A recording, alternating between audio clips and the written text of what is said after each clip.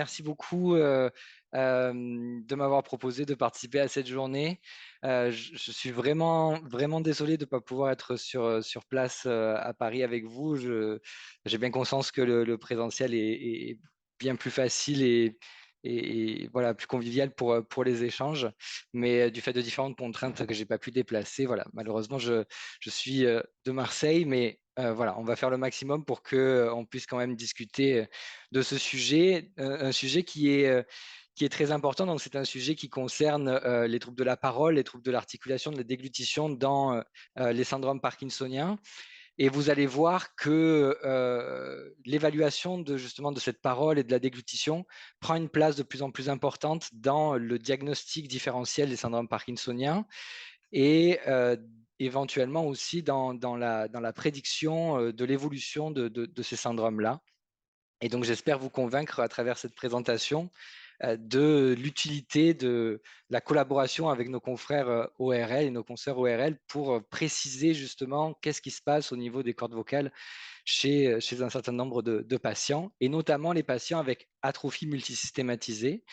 Alors, pour ceux qui ne sont pas familiers avec l'atrophie multisystématisée, il s'agit d'une maladie qui fait partie du groupe des syndromes parkinsoniens atypiques. On a d'un côté la maladie de Parkinson qui se manifeste par un syndrome parkinsonien isolé, c'est-à-dire une akinésie, une rigidité, un tremblement. Et lorsqu'il y a des symptômes associés dont on sait qu'ils ne doivent pas être présents euh, dans la maladie de Parkinson, comme par exemple des chutes précoces, une dysautonomie avec une hypotension orthostatique sévère, des troubles de la déglutition précoce et sévère, à ce moment-là, on va reconsidérer le diagnostic et on va évoquer une des maladies cousines potentielles, donc un syndrome parkinsonien atypique. Et parmi ceux-ci se trouve l'atrophie multisystématisée, qui a pour caractéristique d'associer alors, j'espère que vous voyez mon pointeur qui est ici, qui a la caractéristique d'associer un syndrome parkinsonien avec un syndrome cérébelleux. Alors, c'est surtout un trouble de l'équilibre avec une marche plutôt pseudo-ébrieuse qui va occasionner des embardées, donc des chutes et des troubles de la stabilité posturale, qui va occasionner un trouble de la parole avec une dysarthrie très scandée. Et puis, une caractéristique centrale qui est une dysautonomie avec une hypotension orthostatique tellement sévère qu'elle peut entraîner des chutes et des syncopes parfois. Et également, cette dysautonomie peut toucher le système urinaire avec des rétentions aiguës d'urine et des urgenturies. Et en fonction de la variabilité de l'association de ces symptômes, on a des formes plutôt parkinsoniennes de l'atrophie multisystématisée et des formes plutôt cérébelleuses. Mais globalement, avec l'évolution de la maladie, la plupart des patients ont une forme mixte avec des formes cérébelleuses et parkinsoniennes. Et au niveau histopathologique, on a ici aussi une accumulation anormale d'alpha-synucléine, mais qui va s'accumuler surtout dans les oligodendrocytes, qui sont ces cellules vertes, qui sont des cellules qui fabriquent la myéline et qui protègent les neurones. Et donc, si ces cellules de protection et de support des neurones disparaissent, ben forcément, les neurones vont disparaître derrière. La différence avec la maladie de Parkinson, c'est que l'alpha-synucléine dans la maladie de Parkinson va s'accumuler non pas dans les oligodendrocytes, mais dans le neurone lui-même directement. Et cela fait, toutes ces différences histopathologiques et cliniques font que la maladie, malheureusement, évolue beaucoup plus vite. Avec, vous le voyez sur ce schéma, par exemple, au bout de 3 ans d'évolution, déjà une grande partie des patients qui nécessitent une aide à la marche avec une canne ou un déambulateur, et puis après 6 ans d'évolution, un fauteuil roulant. Et malheureusement, la médiane de survie est d'à peu près 8-10 ans, c'est-à-dire que 50% des patients ne passent pas ce cap des 8-10 ans. Et de quoi décèdent-ils? Alors, un certain nombre d'entre eux décèdent notamment de troubles ORL et de troubles respiratoires, et notamment un événement particulier, un symptôme particulier qu'on va appeler le stridor. Le stridor, qu'est-ce que c'est? C'est un bruit inspiratoire assez rauque, soutenu, qui fait un peu dans ce genre-là, un peu aigu rock, qui en fait est le reflet des cordes vocales qui ne vont pas s'ouvrir correctement pour laisser passer l'air à l'inspiration. Et donc, le risque, c'est donc de décéder par trouble inspiratoire, quoi, par asphyxie. Souvent, cela se passe dans la nuit. Et lorsqu'il est présent, bah, il faut il faut tout de suite prendre en charge un petit peu ce symptôme avec comme possibilité notamment de faire une trachéostomie, donc sous les cordes vocales, dans l'éventualité où si les cordes vocales se ferment, l'air peut quand même diffuser par la trachéostomie.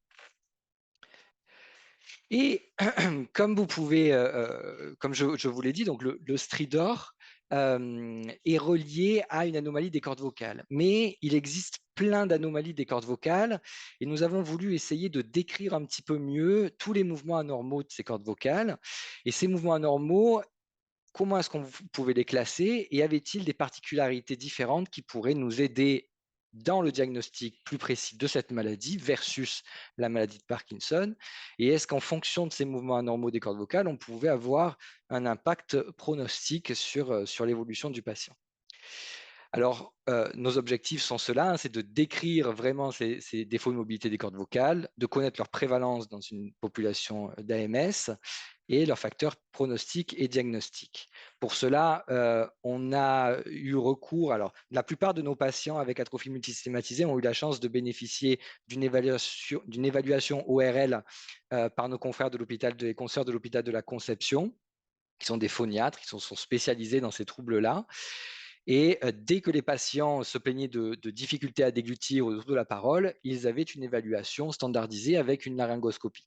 Certains patients parkinsoniens, eux également, se plaignaient de certains troubles et ont pu bénéficier, dans certains cas, d'une évaluation, ce qui nous a permis de constituer deux groupes, un groupe avec atrophie multisystématisée et un groupe parkinsonien, entre guillemets, de contrôle, pour pouvoir décrire les différentes anomalies des cordes vocales visualisées. Donc, ces évaluations ont été réalisées par donc, des phoniatres expérimentés et certains patients se sont aggravés au fur et à mesure du temps, hein, malheureusement. Donc, ils ont pu, pour certains d'entre eux, bénéficier d'une évaluation de contrôle, ce qui nous a permis de voir si le phénotype de ces modifications des cordes vocales pouvait se modifier au cours des années. Donc, nous avons inclus 51 patients et comparé à 51 patients parkinsoniens et comparé à AMS pardon, et comparé à 27 patients parkinsoniens. Alors, si pour ceux qui, comme moi au départ, ne sont pas familiers de l'évaluation des cordes vocales en laryngoscopie, voici des petites photos simples. Quand on inspire et quand on expire, les cordes vocales qui sont visualisées sous une forme de V ici, plutôt blanchâtre, elles vont s'écarter, donc elles vont être en abduction, elles vont s'écarter pour pouvoir laisser passer l'air en inspiration et en expiration. Et lorsque vous allez devoir produire un son, elles vont se rapprocher, elles vont se mettre en adduction. Et là, pour le son E, par exemple, les cordes vocales se rapprochent pour pouvoir vibrer et produire le son désiré. Certains patients ont aussi pu bénéficier, alors 6 d'entre eux uniquement, ont pu bénéficier d'un électromyogramme. Donc, c'est un enregistrement musculaire à l'aiguille au niveau des muscles du larynx et surtout des muscles abducteurs du larynx, qui sont le thyro-arythénoïdien et le crico-arythénoïdien postérieur, pour enregistrer le pattern musculaire et rechercher surtout une contraction anormale, comme on pourrait le voir dans les dystonies, ou un défaut de contraction relié à un défaut d'innervation, donc à une atteinte, une dénérescence du nerf qui pourrait empêcher finalement que le muscle se contracte.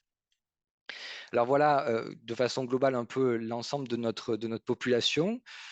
En termes d'âge, nos deux populations étaient similaires. Par contre, vous voyez qu'en termes de durée d'évolution, à l'examen ORL, les patients AMS n'avaient que 4 ans d'évolution, ce qui est normal puisqu'ils évoluent plus vite que les patients parkinsoniens qui étaient évalués à peu près 11 ans d'évolution lorsqu'ils se plaignaient de troubles de la déglutition. Tous les patients avec AMS avaient une dysautonomie, ce qui est normal, ce qui fait partie des critères diagnostiques. Et seuls 7 patients avec MS sur 51, donc 13%, présentaient un stridor. Mais ce qui est important de noter, c'est qu'aucun patient avec maladie de Parkinson n'avait de stridor. Donc ça, on le sait, c'est bien connu dans l'évolution, la physiopathologie de la maladie de Parkinson. Maintenant, regardons plus en détail qu'est-ce qu'il se passe au niveau des cordes vocales chez les patients avec AMS. Et donc, nous avons pu identifier 4 différents sous-types de défauts de mobilité des cordes vocales. Je vais vous les décrire les uns après les autres avec des vidéos pour que vous puissiez bien les identifier. Mais ce qui est tout de suite intéressant de noter, c'est qu'il existe 3 de ces mouvements anormaux des cordes vocales, 3 de ces défauts de mobilité qui ne sont présents que chez les patients avec AMS, hein, ce sont les chiffres qui sont en orange, alors que l'un d'entre eux est le seul en vert qui est présent à la fois chez les patients avec atrophie multisystématisée et à la fois chez les patients avec maladie de Parkinson et même bien plus fréquent chez les patients avec maladie de Parkinson. Donc, ce qui est uniquement présent chez les patients avec AMS, ce sont des mouvements anormaux des cordes vocales, petits tremblements, sursauts, vous allez les visualiser. Il y a la paralysie de l'abduction des cordes vocales, c'est-à-dire qu'elles ne s'écartent pas correctement. Et il y a une paralysie totale des cordes vocales, c'est-à-dire que rien ne bouge, ni elles ne s'écartent, ni elles ne se rapprochent. Dans le cadre de la maladie de Parkinson, ce qu'on peut noter, c'est une paralysie de l'adduction, c'est-à-dire qu'elle ne se rapproche pas correctement et qu'elle va être responsable, entre autres, de l'hypophonie du parkinsonien. Alors voici des mouvements anormaux des cordes vocales. Donc je vous rappelle ici que les cordes vocales sont le petit V que vous voyez ici, et puis vous avez les muscles autour laryngés qui permettent de les écarter et de les rapprocher. Voici la vidéo. Vous voyez, il y a des secousses, des tremblements aussi, au niveau de ces muscles.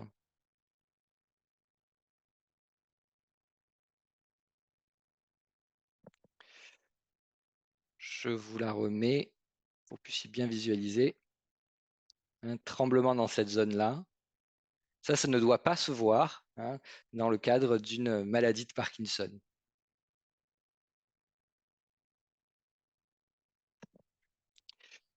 Donc ça a été retrouvé chez 15 des 51 patients avec AMS. Ces patients-là avaient une moyenne d'évolution jusqu'au décès de 7 ans. Ça n'a donc pas été retrouvé chez les patients avec maladie de Parkinson. Heureusement, il n'y avait pas de stridor associé, donc il semble que ces mouvements anormaux simples ne soient pas un critère de gravité à eux seuls. Et par contre, et bien sûr, donc une dysarthrie, une hypophonie, une hypokinésie orofaciale, donc une atteinte prédominante au niveau oropharyngé, était souvent retrouvée chez ces patients-là. Et il semble qu'il s'agisse du symptôme le plus précocement retrouvé, au niveau ORL en tout cas, dans l'évolution de l'atrophie multisystématisée. Ensuite, vous avez une paralysie de l'abduction des cordes vocales, donc elles ne s'écartent pas suffisamment. Je vais vous demander donc de regarder donc sur l'image plutôt la corde vocale qui est à gauche de l'écran, et vous allez voir que sa largeur, donc la partie blanche en largeur, va rester un peu plus importante que la partie droite, puisqu'elle ne va pas s'écarter correctement. Là, il n'y a pas de son, mais vous voyez que cette partie-là est plus fine, et elle bouge plus que la partie gauche. Donc je vous le remets parce que les vidéos sont courtes, que c'est pas évident de le voir. Mais en fait, la partie droite a un mouvement plus facile que la partie gauche, comme si elle était paralysée. Alors là, chez 13 patients, c'est retrouvé chez 13 patients sur 51 avec AMS, décès, durée moyenne d'évolution jusqu'au décès à peu près 6 ans. Là également, ce n'est pas une anomalie retrouvée dans la maladie de Parkinson, et par contre, effectivement, là, le stridor a été retrouvé chez 2 de ces 13 patients, avec également une atteinte oropharyngée assez marquée chez ces patients-là, puisque 2 tiers d'entre eux avaient une dysarthrie, une hypophonie et une hypokinésie orofaciale. Et il semble que cette anomalie apparaisse un peu plus tard et donc chez des patients un peu plus atteints dans la maladie. La paralysie bilatérale des cordes vocales, vous allez voir qu'ici, le mouvement de abduction, donc d'ouverture et de fermeture des cordes vocales, est plus difficile et moins visible que précédemment.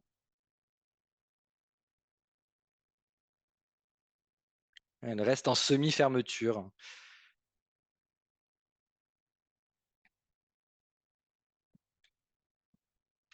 Je vous le remets.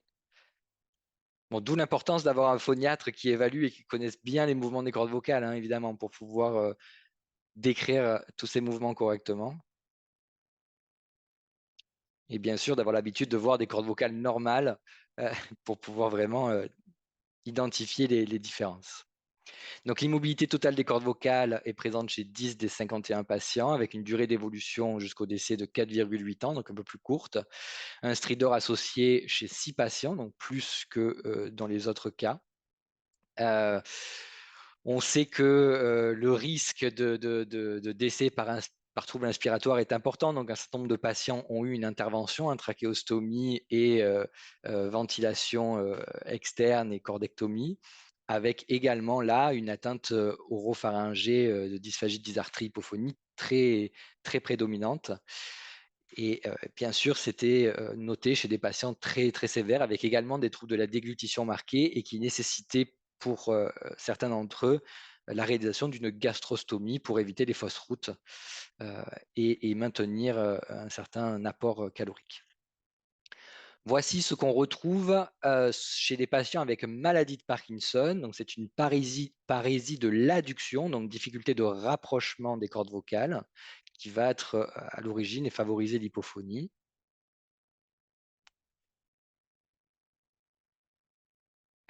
Donc là, elle se ferme et il y a toujours un petit espace qui persiste.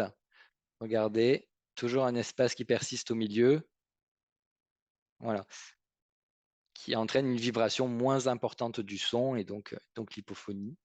Donc là, euh, c'est retrouvé chez les patients avec AMS, mais de façon moins marquée par rapport aux patients parkinsoniens. Quasiment la moitié des patients parkinsoniens avaient cette anomalie.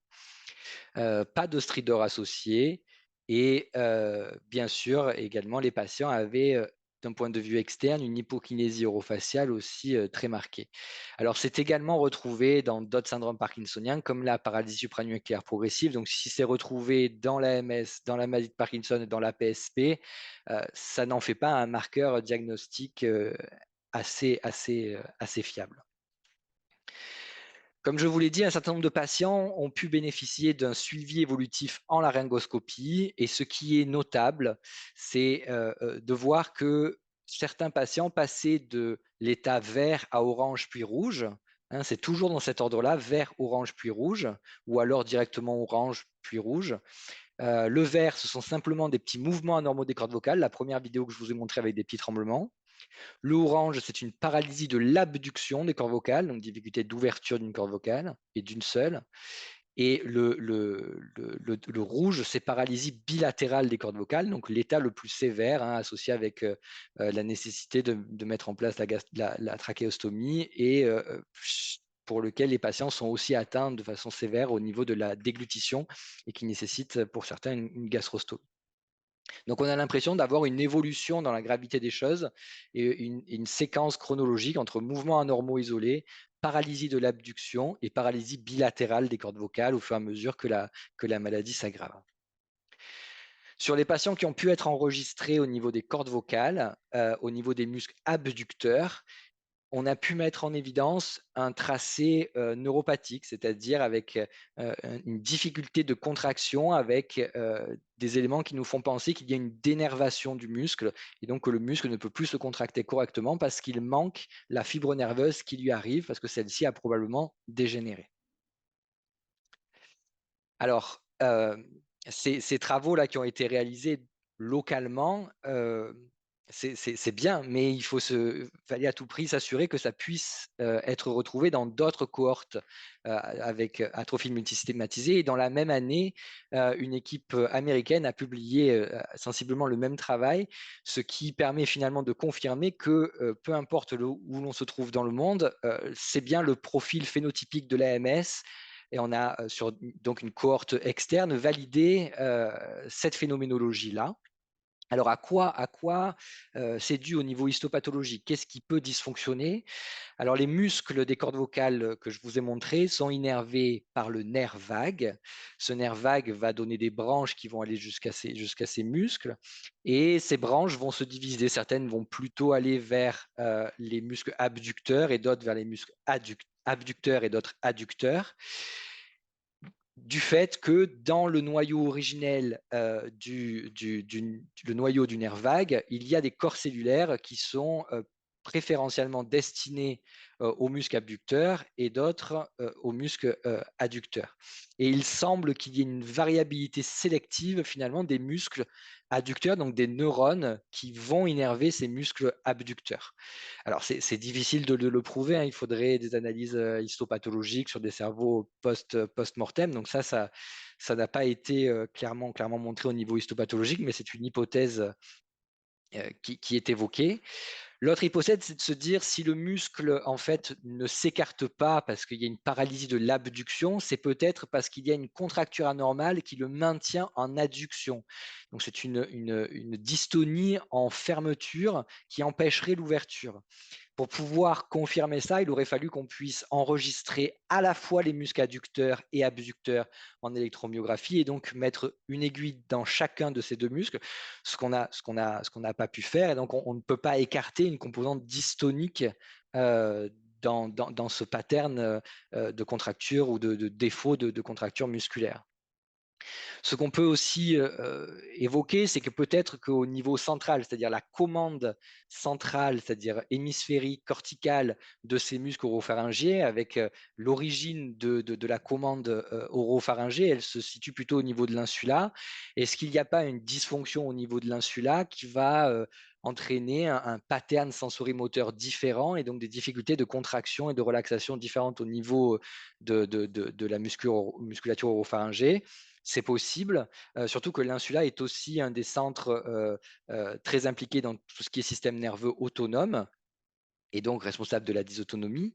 On a pu mettre en évidence, alors dans une population différente, mais toujours population d'AMS, qu'il y avait chez les patients avec AMS les plus sévères un hypométabolisme de cette région insulaire corrélé à un pronostic plus défavorable. Donc, au plus le dysfonctionnement de la région insulaire était important, au plus les patients allaient décéder rapidement et au plus il y avait une corrélation avec un stridor. Donc, c'est une possibilité d'avoir une commande centrale qui est également perturbée. Voilà, donc en conclusion, ce que je vous demanderais de retenir, c'est qu'effectivement, on a chez les patients avec atrophie multisystématisée des anomalies assez spécifiques des cordes vocales qu'il est, à notre sens, pertinent de pouvoir identifier précocement parce que, comme vous l'avez vu, certaines anomalies sont présentes chez les patients avec AMS, alors qu'une autre ne l'est que très peu, mais est aussi présente dans la maladie de Parkinson. Donc, en fait, le fait d'avoir certaines anomalies va plutôt nous orienter vers l'atrophie multisystématisée, en plus des autres symptômes cliniques, bien sûr. Hein, c'est un ensemble d'arguments qui permettent de poser le diagnostic, mais en tout cas, quand on a un doute diagnostique, l'évaluation des cordes vocales et la mise en évidence de certaines anomalies précises, comme les mouvements anormaux, la paralysie de l'abduction et la paralysie bilatérale des cordes vocales, semble être plutôt spécifique de l'AMS. Donc, ce serait utile et bénéfique pour l'ensemble des patients de pouvoir avoir la possibilité d'être évalués par des médecins phoniatres expérimentés. Ça ne fait pas partie encore aujourd'hui des critères diagnostiques de l'atrophie multisystématisée. Hein. Les critères diagnostiques de cette maladie ont été révisés en 2022. Néanmoins, dans la discussion de ces critères, il est abordé très clairement que ces anomalies ont été mises en évidence et qu'il faut plus de publications, plus d'évaluations pour pouvoir les retenir comme étant des marqueurs fiables, diagnostiques et pronostiques, mais que très probablement dans les années à venir, ce sera quelque chose qui pourra être retenu. Voilà. Mais écoutez, merci beaucoup. Je remercie surtout donc l'équipe de neurologie du professeur Azoulay qui gère le service et qui a permis avec le service ORL la réalisation de ce travail. Je remercie Mathilde Renaud qui a initié ce travail et qui a fait beaucoup au début. Et puis toute l'équipe statistique et l'équipe de la Timone et de la conception. Voilà. Merci beaucoup.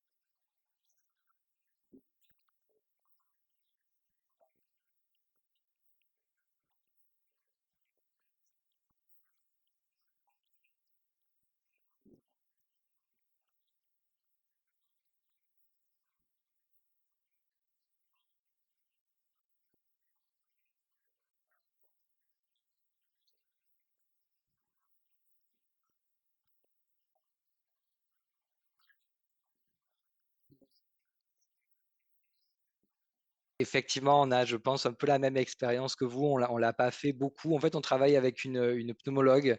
On a la chance d'avoir une pneumologue qui est au 9e étage et très spécialisée dans toutes les pathologies neuromusculaires et puis neurologiques, et dégénératives, également. Donc, en général, elle évalue les patients, avec des EFR et puis, voilà, ça a été assez rare, hein, finalement, les patients chez qui on a mis une pression positive continue et puis, on n'a pas eu d'amélioration. Donc, en fait, là, ces dernières années, on n'en a pas reproposé. Donc, ça ne semble pas améliorer la situation. Alors après, à discuter en fonction des patients qui ont une prévalence importante du syndrome d'apnée du sommeil pour traiter les autres comorbidités, peut-être. Mais en tout cas, par rapport au stridor, je suis d'accord avec vous, on n'a pas eu d'impact significatif, en tout cas, sur la prise en charge. Deux questions, si vous permettez. Moi, je préside donc l'association Aramis, hein, qui regroupe les personnes concernées par l'atrophie multisystématisée. Une première question sur le versant diagnostic. On nous a parlé du côté de nos centres de référence d'une étude qui s'appelle Voice PD MSA, qui est portée, je pense que c'est un projet ANR qui est porté, je pense, par l'INRIA de Bordeaux et qui associe les deux centres de référence de Bordeaux et Toulouse et qui semble être à peu près sur les mêmes bases avec un travail sur l'enregistrement des voix, etc. Donc, première question, est-ce que vous avez travaillé à proximité d'eux, en collaboration? Voilà. Et deuxième question, concernant là non plus les aspects diagnostiques, mais les aspects suivis, accompagnement des patients. Il est vrai que pour nous, qu'on soit patient AMS ou aidant, on sait que les problèmes de la sphère oropharyngée sont vraiment quelque chose de très lourd, de très difficile à vivre pour les personnes. Concernant aussi bien les problèmes d'expression orale que de déglutition. On arrive effectivement au bout du parcours de la maladie avec des personnes qui ne peuvent absolument plus parler, avec des personnes qui ne peuvent pas manger, d'où bien sûr les gastrostomies.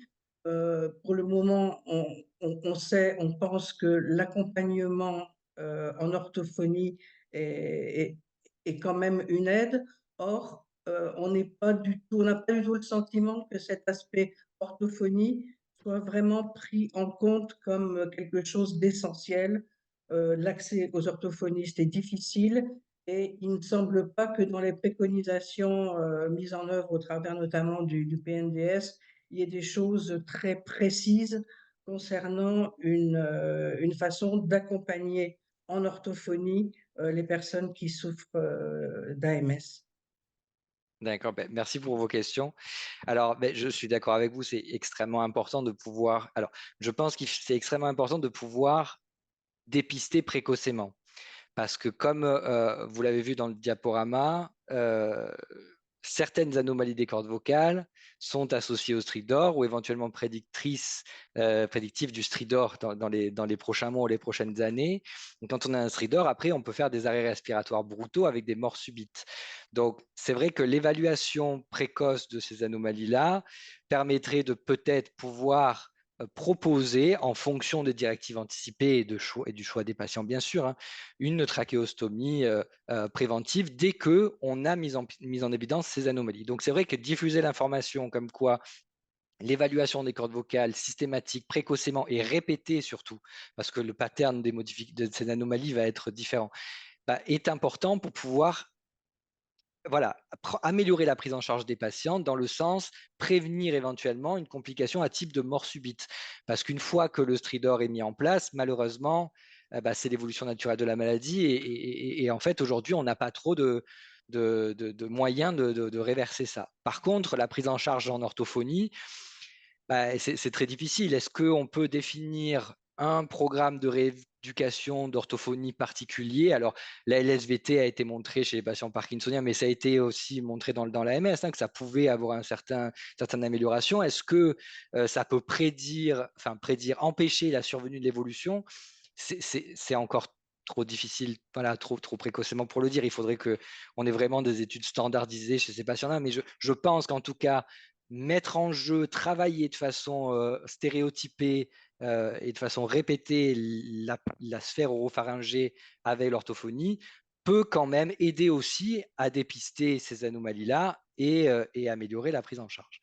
Donc ça, la formation auprès des orthophonistes, voilà, comme vous avez dit, on fait des cours hein, sur les syndromes parkinsoniens, les syndromes parkinsoniens atypiques, on sensibilise à ça, mais malheureusement, après, le nombre d'orthophonistes auxquels on a accès, que ce soit à l'hôpital ou en ville, est encore trop peu nombreux et un certain nombre de patients ne bénéficient pas d'une prise en charge assez régulière et assez complète. Mais c'est un objectif de soins voilà, qu'il faut se donner. Par rapport à l'étude, dont vous parlez, non, donc notre centre ne fait pas partie de cette étude-là, mais je trouve que c'est une très bonne idée et très bonne évaluation et au contraire, pour pouvoir avoir plus de poids auprès de la Movement Disorder Society et intégrer dans les nouveaux facteurs, dans les nouveaux critères diagnostiques, ces anomalies des cordes vocales-là, il faut des études faites par différents centres, par différents endroits et différentes études à différents moments des différents stades de la maladie donc, voilà, plus les études sont nombreuses, au plus on aura de poids auprès de la MDS et au plus on pourra changer, la prise en charge des patients.